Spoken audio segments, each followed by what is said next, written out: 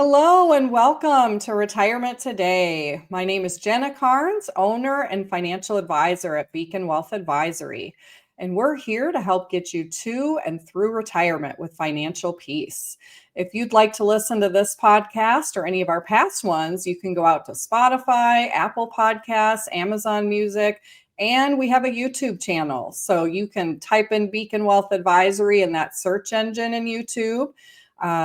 Like our page and subscribe, and then you'll be notified every time we have a new video that comes out. So we're just so glad that all of you could join us today.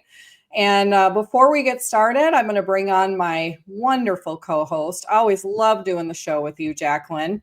Welcome. Everybody knows Jacqueline Gladhill. Jacqueline, glad you could be here.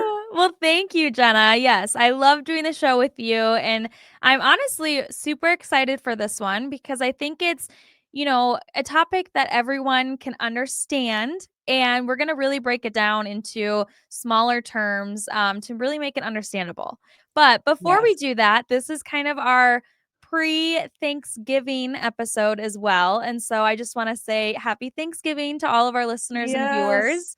And Jenna, what are your plans for Thanksgiving? Yeah, well, we are going to be traveling. We are going to Ooh. Seattle, Washington. I've got two sisters that live out there, and one of my sisters had a baby this last year, little baby Rose. So we're going to meet her for the first time. So I'm going to be getting my baby snuggles in over Thanksgiving. I'm so excited. Well, good. But don't get baby fever because Oh, no, believe me, no more babies in this house. My husband and I are done. How about yes. you, though? What are you doing for Thanksgiving? We are just hanging out here and, extended family, and my fiance's family is also coming to our Thanksgiving this year. So it'll be Nice. good to get everyone together and, just this is going to be our last Christmas and Thanksgiving without being married. So we're going to Wow. take advantage of it. Yeah, and I'm sure your family, like, everybody's probably so excited to celebrate with you, and, Yes, yes. I know it'll be a wonderful time, so Yes, good absolutely. deal. Well, I mean, I'm super excited. So what are we going to be talking about today, Jenna? Yeah, well, talk about asset allocation, kind of a fancy term that gets thrown around. But Mhm. really, what that means is just proper diversification. And instead of like throwing all these charts and percentages out there, we're going to talk about building a house today, Jacqueline. Ooh, Your financial house. Doesn't okay. that sound fun? Okay, so we're not getting the hammers out and the wood. Okay, okay. No, no. But we'll show pretty pictures later. Okay. Well, yes. I mean, and so asset allocation, like you said, it's kind of a mix of investments and, where they belong where, basically. And so the Yes. financial house analogy that you are talking about and that you're going to share with us today is, really going to make it easy to know what goes on the foundation of the house, what's going to really hold you up, what belongs on the main floor, what you can kind of enjoy here and there, right? And then what should really stay kind of in the roof or the attic, right? Yeah. Something that you just only really touch when necessary. Right, right. You got it. Yeah, we're going to keep it very simple with this financial house, right? So, asset allocation, just to dive deeper into that, it's simply how you divide your money among different types of investments, diversification. We always hear that term, right, Mhm. Jacqueline? Like Yes. stocks, bonds, real estate, cash, and so on. And we really like to simplify and organize the investments by color. And so anything that is more of a preservation or safer type of investment, something more stable, we really like to code as green money. So, like money markets or CDs or treasuries, we call that green money. We call anything professionally managed yellow money. So, if you have an advisor actually watching that money and actively working with you, we call that the yellow money. And then the red money is what we call the higher risk money. So this is something like an individual stock that you may own or a self-managed account. Something that Bitcoin is, it can go way up, way down, and it's just, it's being passively managed. So again, green, yellow, and red money is how we like to organize everything. So I think that just helps make it a little simpler to Yeah. understand what type of investment we have, right? As Yeah, far as risk absolutely. goes. Yeah, and we've talked about this previously on other episodes as well, but it's kind of thinking about the blueprint of your financial house, right, Jenna? Yeah. And so, before you buy lumber or pick paint colors, as much fun as that can be sometimes, Yes. you really want to know the structure and the foundation. So, Yes. how much risk, can the house really hold? What storms can it hold up against, right? And Mhm. how many floors does it have?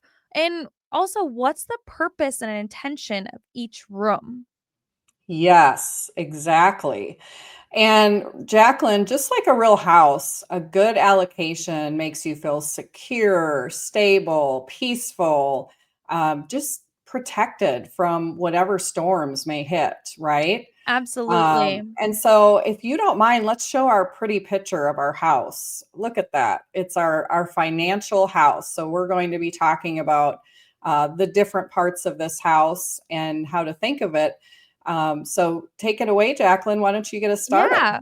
Well, so I think let's start with the green. Green always seems fun, right? So let's Yep. start with the foundation here, Jenna. Every house needs a strong one. And in your financial house, what's the more stable strategies, right? Right, Jenna? Yes, exactly. This is not where your growth investments live. So, like Jacqueline, if you had $1 million in Merck stock, let's say, Mhm. even though Merck is a great company and a very popular stock, would you put that on the foundation of your home? No, Jenna, I would not. It has too much risk and it goes up and down way too much for my liking. Right, right. Sometimes people that I meet with try to build their foundation out of stocks. Even the dividend paying stocks have some risk. And so, Mhm. really, if you think about making stocks your foundation, that's kind of like pouring concrete made of jello, right? Oh, yes, yes. And then when the hurricanes and the tornadoes come, it's not holding up. No, no, not at all. Pretty squishy, right? Yes. So a solid financial foundation, again, we call that the green money. So that's at the very bottom of the house. Think of your financial foundation, the green money, as again the safer, more preservation type strategies. So like your emergency fund, maybe sitting in a money market or high yield savings account, doesn't fluctuate much. Cash for short-term goals. I would classify Social Security as a very stable lifetime income built on a strong foundation. And then sometimes people think that they should use bonds as a stable investment, but even bonds fluctuate a little less than stocks. But we like to use bond alternatives like fixed annuities with principal protection or other strategies that just have principal protection, just to really make sure that that foundation is strong and not going to go anywhere if a storm really hits. And believe me, Jacqueline, in Kansas, oh my Mhm. gosh, think about all the tornadoes and the hailstorms we get. You absolutely Yes. have to have a strong foundation, right? Yeah, absolutely. And the foundation, also doesn't really grow fast, right? Yeah, it's really more of a preservation, more of a stable, secure spot in your financial house to really keep the rest of your house from collapsing Yes. when a big storm happens. So, the purpose of the foundational money is not aggressive growth, it's more stability. Okay, yeah, that makes a lot of sense. So to kind of move on here with our main floor, Hmm. so the yellow, where you spend most of your time, right? Yeah. You're constantly in the kitchen or living room, and there's always seems to be a purpose for each room. So in your financial house, that's where your core portfolios are. So I think this is where you suggested, the yellow money. Yes, exactly. Good memory. This is where your professionally managed stock, bond, ETF portfolios live. You have someone really actively managing that, a financial advisor that's working with you. And depending on your risk tolerance and time horizon, It's flexible. It could be earmarked for long-term aggressive growth because there is that thing called inflation that we want to try to Mhm. beat, right, Jacqueline? Absolutely. Yeah, and it's really the core of the house because if you think about it, that's probably where most of your time is spent. And it's really important to not go at it alone and have it professionally managed, right? Yeah, I love that. And so, we would think of the professionally managed stocks as, again, the living room or the kitchen, but Hmm. the busy spaces, active spaces that potentially can drive the long-term returns, right? Yes, you are correct. And so bonds, they're probably considered more like the bedroom, Mhm. quiet, less volatile, giving you a sense of balance, less volatility. Okay. Whereas the other rooms could be more stocks and, really aggressive growth type strategies. And Mhm. Jacqueline, have you ever heard of the rule of 100 at all? I have not. Can you share more about that? Yeah. Well, most people utilize what's called the rule of 100 to determine or get a rough idea of what most people do as far as asset allocation. For example, if you are age 50, we would take 100 minus your age. And so, based on your age, if we take 100 minus 50, you may only want to have 50% in stock and 50% in bonds, kind of a balanced portfolio. However, if you were 70, we would take 100 minus your age, so 100 minus 70, and it would indicate that most people only have about 30% in stock and 70% in more preservation or stable strategies, Mhm. more foundational strategies. Now, we don't have to utilize the rule of 100 exactly because we always have our clients take a risk tolerance quiz to determine really where they're at personally. But a lot of people do ask me, like, hey, for people my age and in my situation, how do they usually allocate their portfolio as far as stocks versus bonds? And so it does depend on your age and your goals. But, if somebody is, really young, they may want to have 80% earmarked more for growth in stocks and 20% on the preservation side. But somebody that's really close to retirement, maybe still working, may only want to have 60% in stock and 40% in bonds or bond alternatives because they don't have as much time to recover from losses, especially so close to retirement. So you don't have to stick to that exactly.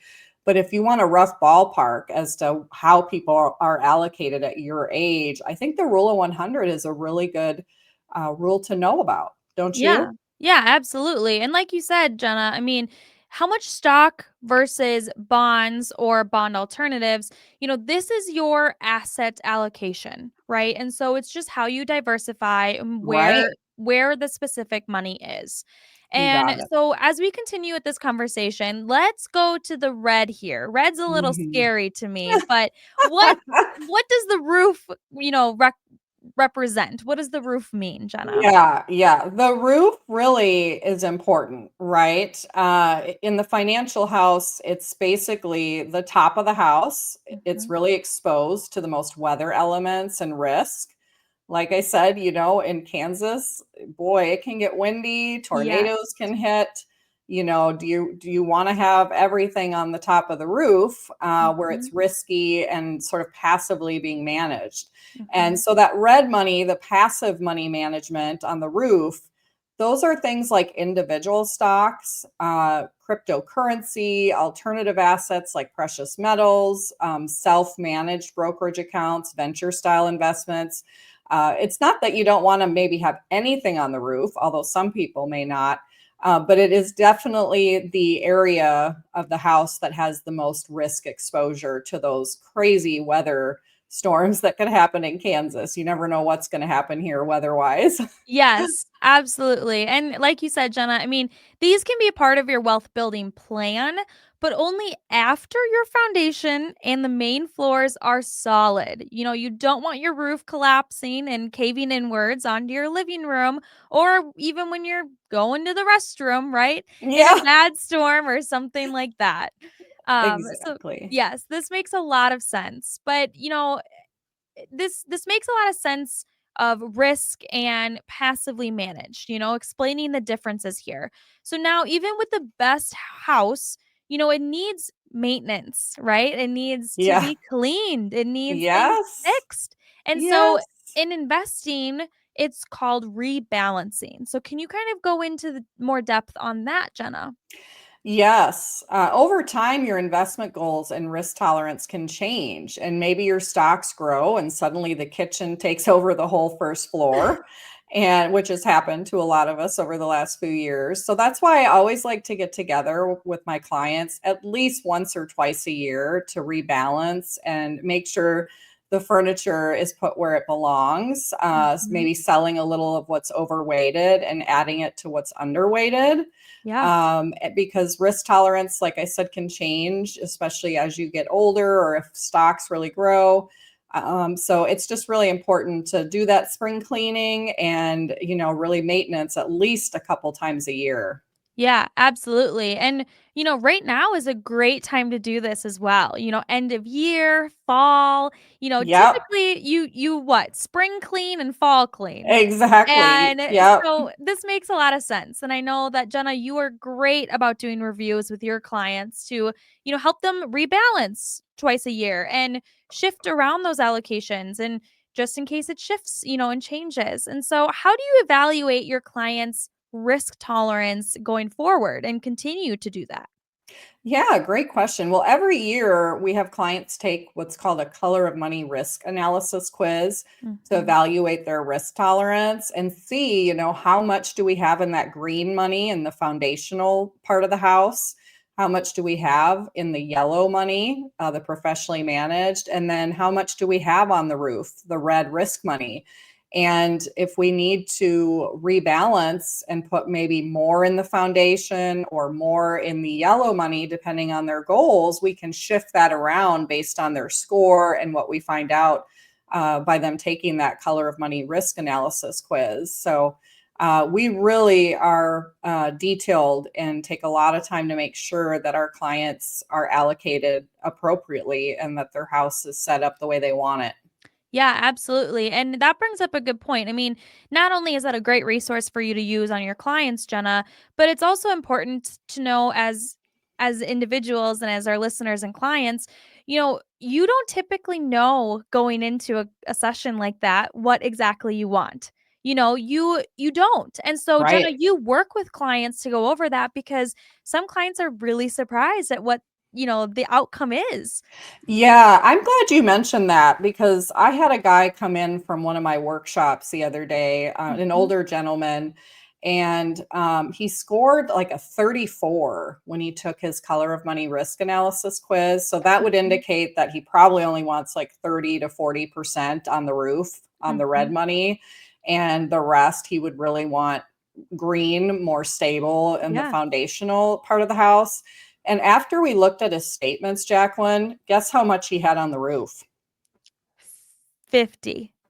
80% of his money was What? on the roof. Yes, in stocks.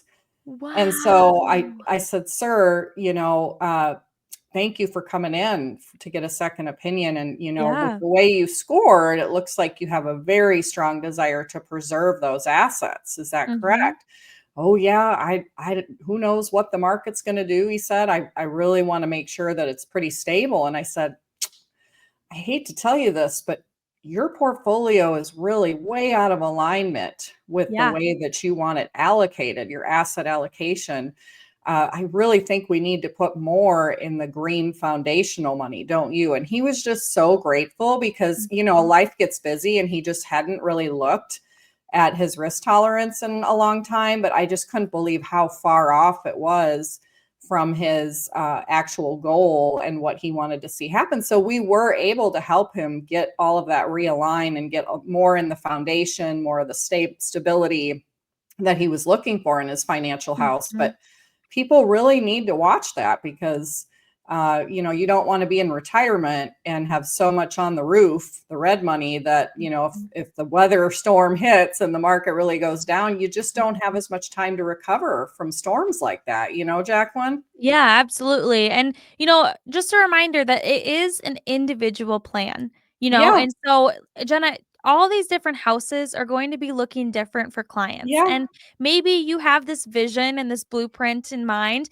and then you go take, the color risk analysis and you realize, actually, I want stucco on my house, and Yes. you figure out a different design technique, and you Exactly. don't even know what options are out there prior to doing that assessment with you.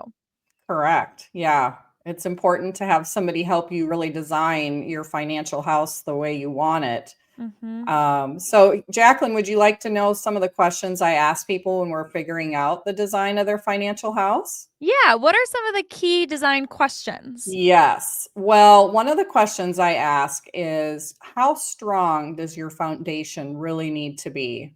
Mhm. And like the example of the gentleman that came in from the workshop, he was very conservative after he took that color of money risk analysis quiz, which told me he really wanted to have more green foundational money in his financial house. Everybody's Mhm. different, right? But he Mhm. was very big on having more foundational money and stability within his portfolio. The other question is, how many floors does your house need? A 25-year-old building wealth aggressively may need more yellow active money management in the main floors versus a 60-year-old nearing retirement, right? Like you Mhm. said, everybody's different, Mhm. right? Absolutely. Yeah. And then the last question is how comfortable are you with the roof that you have? I mean, Mhm. roofs are so important, right? Yeah. Some love taking a risk and going up there and are okay with having red passive money like individual stocks, some crypto, some Bitcoin. Others would rather not climb on top of the roof at all due to risk of falling down, right? Yeah. So it's not that you even have to have a lot on the red roof money, but it's just important to, again, figure out how you want to design that house and what percentage you want to have in the green foundational money, the yellow passive money in the main floor, and then how much do you want in that red roof money, the risk Yeah. money, Yeah, right? and it's so important to work with a financial professional and a financial advisor to go over this because, not only is it hard to come up with these numbers or come up with these solutions right away, but it's also important that to know that houses evolve. Things Exactly. can change. You add a room here, you can upgrade a floor, you can, strengthen your foundation as your life changes. With Mhm. if you add a child, you Right. you have to add a nursery. Yeah. There's so many things and so many important things to remember. So how do our viewers get a hold of you, Jenna, to give you a call to take a look at their asset allocation and make sure that their financial house is built the way that they want it? Yeah, we would love to help people, give them a second opinion on their investments and asset allocation, make sure that they have that financial house built the way you want. So people can give us a call at 1-800-994-8993. Again, that's 1-800-994-8993, and we'd be happy to have a consultation to go through that. Well, that is amazing. Yeah, this has been such an amazing episode, Jenna. And there's colors, there's graphics, there's everything that will help me follow along. So I hope our listeners and viewers did too. And listeners, if you listen to this on Apple, Spotify, or Amazon Music, go check out the YouTube as well, Beacon Wealth Advisory, so you can watch our beautiful faces and watch the graphics that we put up. So it's easier to follow along. And don't forget to subscribe so you can be notified whenever we post a video. And tell us, what part of your financial house you're working on this year and what may need some work or what you're most excited about to show off. And so thank you to our listeners and viewers, and thank you, Jenna. And that does it for another episode of Retirement Today with our host, Jenna Cairns.